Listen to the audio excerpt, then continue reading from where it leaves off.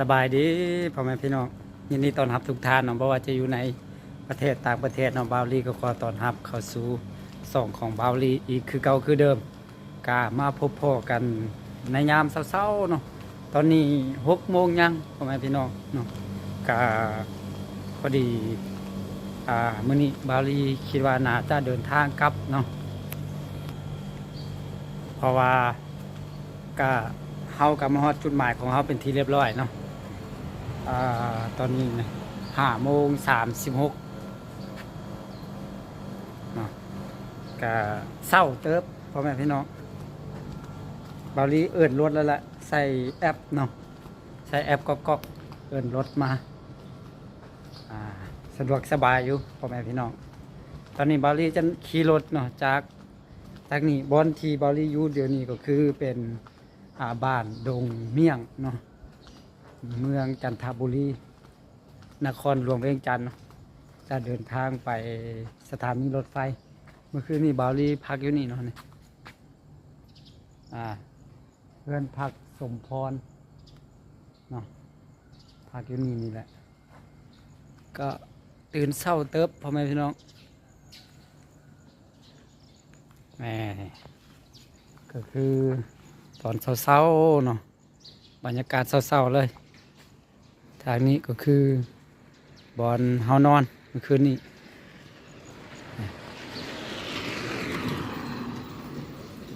ดงเมี่ยง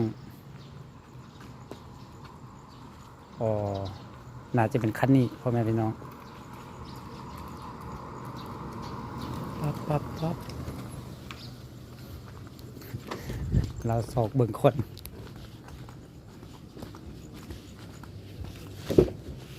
สบายดีโอเค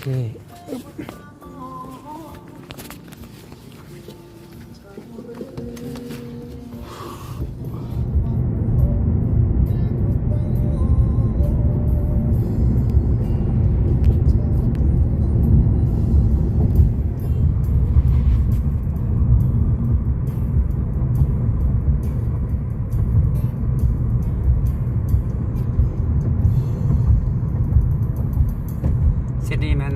ทางเล็กมันยังก็ซื้อทางมัน เส้นนี้ละ โดย เส้นนี้โอนแน่ใจเลย บนนี้ใจ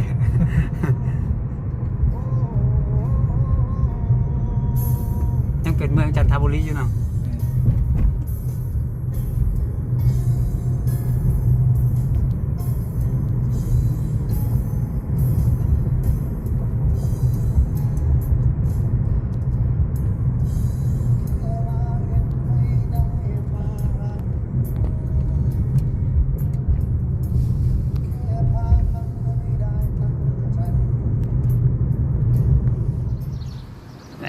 ตอนนี้ก็คือ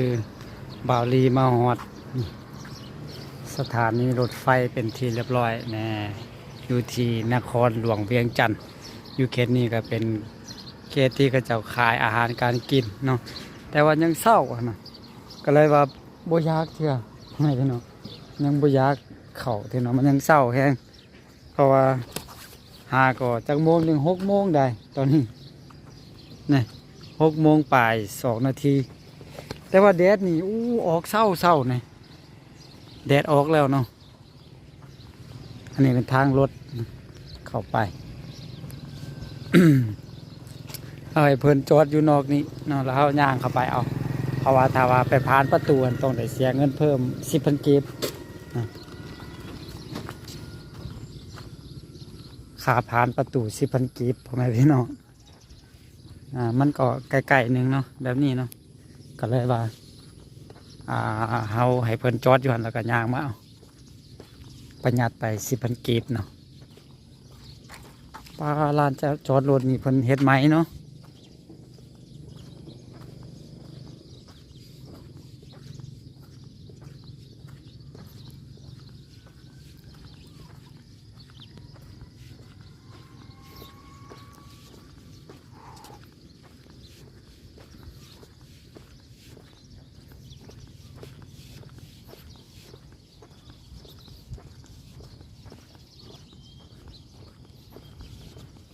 กว้างเติบลานจอดรถนี่เนาะ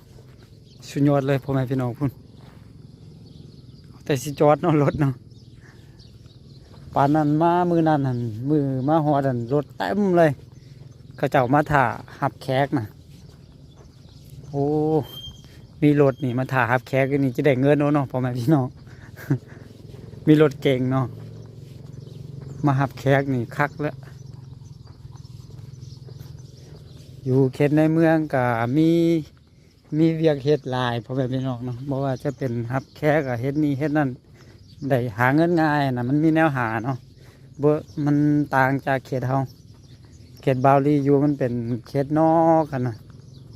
เวียกก็ยากนอกจากว่าเฮ็ดไร่เฮ็ดนาแบบเมื่อยแท้ๆนะพ่อแม่พี่น้องเนาะแบบนั้นเนาะแล้วก็บ่ได้เงินอีกเลยเมื่อยละล่ะเนาะบ่ได้เงินอีกพอแต่ได้ข้าวได้น้ำไว้กินซื่อๆนี่สถานีเวียงจันทน์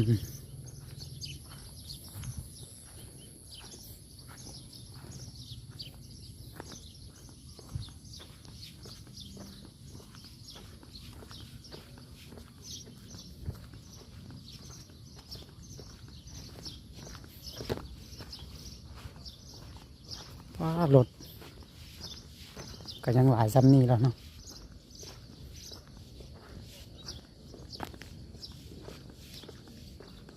กลับมาอีกเป็นรอบที่หลายเทื่อของหลายปีเนาะ แต่ว่าปีนี้หากระไดมานี่แหละ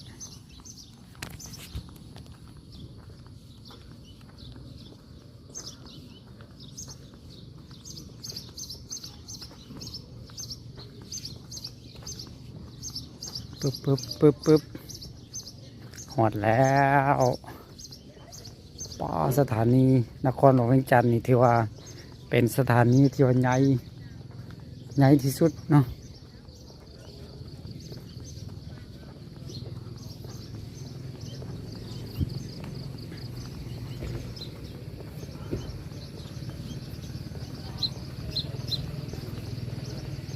ยิ่งใหญ่อลังการ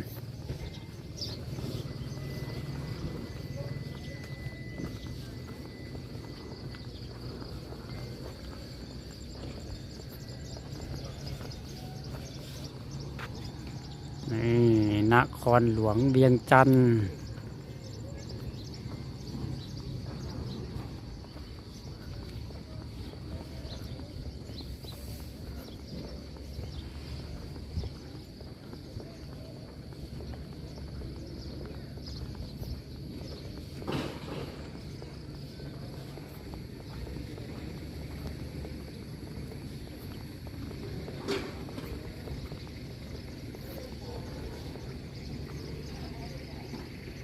เนาะเป็นสถานีที่ว่าใหญ่พอสมควรเวียนเชียนเรนเวย์สเตชัน บฮูว่าอ่านผิดบ่เนาะแต่ว่าตัวภาษาจีนใหญ่ๆเห็นป้าทุบฮูเลย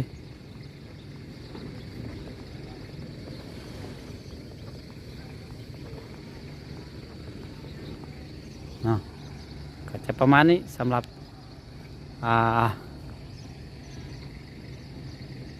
การรีวิวเนาะให้พ่อแม่พี่น้องได้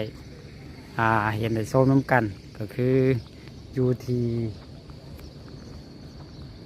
สถานีรถไฟเวียงจันทน์เนาะสถานีรถไฟนครหลวงเวียงจันทน์เนาะพ่อแม่พี่น้องก็นี่แหละมาฮอดเป็นทีเรียบร้อยตอนนี้กับบาวลีจะเข้าไปรอท่าซื้อปีเนาะหลังจากซื้อปีแล้วก็จะได้นั่งรถกลับไปหน้าเตยที่หลวงน้ำท้าเนาะหลังจากนั้นก็นั่งรถตู้ไปที่แขวงบ่อแก้วอีกเท่านึงหลังจากนั้นก็นั่งโดยสารไปเมืองผาอุดมเป็นเมืองเขาเนาะที่ว่า3 ต่อด้วยกันเนาะก็ใช้เวลาอยู่มืดมือเลย แต่ว่าบุฮู้ว่ามื้อนี้บาวลีจะฮอดเฮือนบ่เพราะว่ามันน่าจะบ่มีรถจากแขวงบ่อแก้วไปเมืองผาอุดมน่ะรถคิวเขาเจ้าน่าจะกลับเมื่อแล้วเพราะว่าเขาไปฮอดพุ่นมันแรงหั่นน่ะประมาณ7 โมงแรงเนาะ น่าจะบ่มีรถน่าจะได้นอนมื้ออื่นจึงจะได้กลับตอนเช้านะแต่ประมาณนี้เลยเนาะโอเคเดี๋ยวไปรถหาซื้อปีก่อนเนาะโอเคเนาะพ่อแม่พี่น้องก็คือตอนนี้บาวลีก็เข้ามานั่งอยู่ที่ในสถานีนครหลวงเวียงจันทร์เป็นที่เรียบร้อย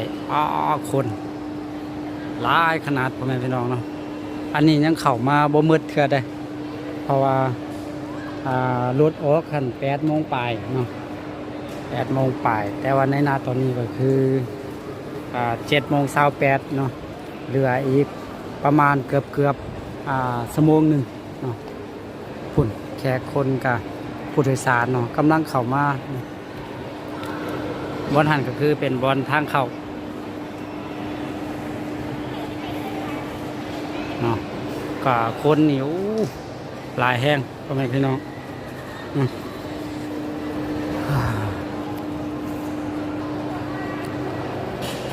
เนาะสำหรับทางนี้ก็เป็นห้านขายเครื่องเนาะเวลาผู้โดยสารเข้ามาเนาะจะกินอย่างเข้าไปซื้อได้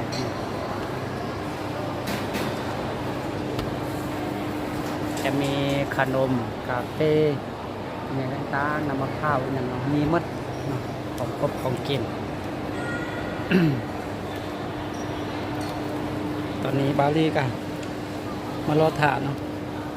ซื้อปีกลับคือเก่า บนนาง112เนาะราคาก็เท่าเก่าเนาะ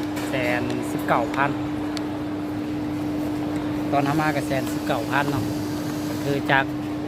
ตอนนี้ก็คือจากต้นทางหาปลายทางเลยเนาะ ใช้เวลาอยู่5 ชั่วโมงในการเดินทางออก8 โมงปลายเนาะ8 โมง25 8 โมง9 10 11 12 1 โมง25เนาะหอดอยู่ที่นาเตยหลังจากนั้นเราก็จะได้นั่งรถตู้จากนาเตยไปแขวงบ่อแก้วอีกเท่านึงเนาะโอเคพ่อแม่พี่น้องสำหรับคลิปนี้บาวลี่ก็จะได้ขอตัวออกเดินทางกลับบ้านก่อนเนาะขอบคุณขอบใจทุกท่านที่เข้ามาติดตามรับชมสำหรับคลิปนี้ขอตัวลาไปก่อนเด้อแล้วพบกันไหมเนาะสบายดี